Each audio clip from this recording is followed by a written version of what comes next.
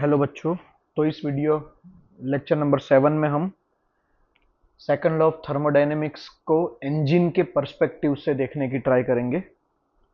तो second law of thermodynamics के बहुत सारे स्टेटमेंट है, उसका वन ऑफ द स्टेटमेंट ये भी है जो केल्विन और प्लैंक ने मिलकर दिया था। वो स्टेटमेंट कहता है it is impossible for any device that operates on a cycle to receive heat from a single reservoir and produce a net amount of work.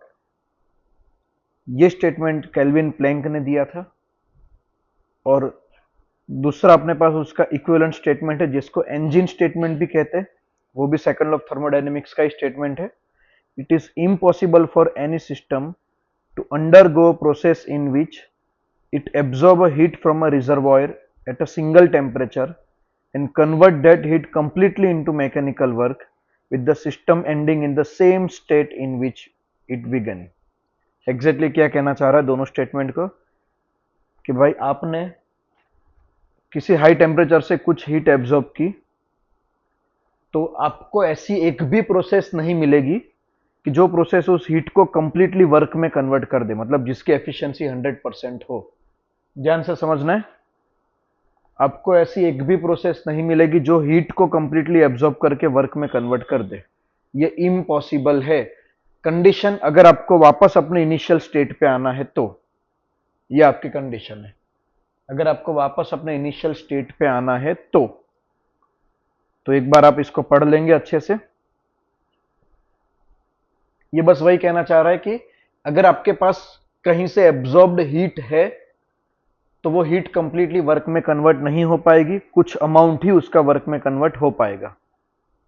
एक बार ये भी पढ़ लो आप।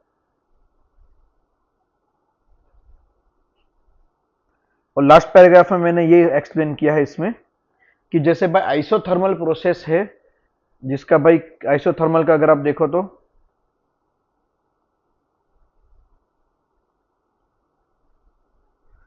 आइसोथर्मल प्रोसेस में अगर आप देखो तो Q is equal to W plus delta U होता है। आइसोथर्मल का डेल्टा यू 0 है, तो अब जितना Q मिलेगा वो सारा का सारा W में कन्वर्ट हो जाएगा। लेकिन हमें ये पता है कि आइसोथर्मल साइक्लिक प्रोसेस नहीं है।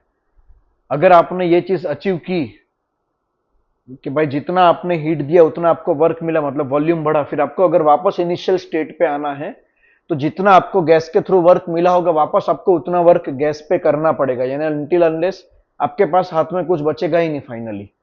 तो आइसोथर्मल में सिर्फ वन वे प्रोसेस में ये पॉसिबल है, लेकिन सेकंड लॉ ऑफ थर्मोडायनेमिक्स तो आपको क्या कहना चाह रहा है कि it is impossible with cyclic process.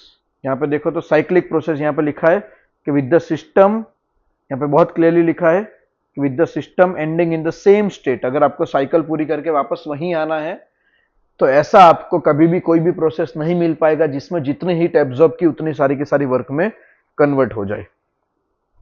तो ये बात हो गई सेकंड लॉ ऑफ थर्मोडायनेमिक्स का एक स्टेटमेंट, जिसमें वो ये कहना चाह रहा है कि हीट को आप कभी भी वर्क में कन्वर्ट नहीं कर सकते, उल्टा पॉसिबल है, वर्क को हीट में कन्वर्ट कर सकते हो।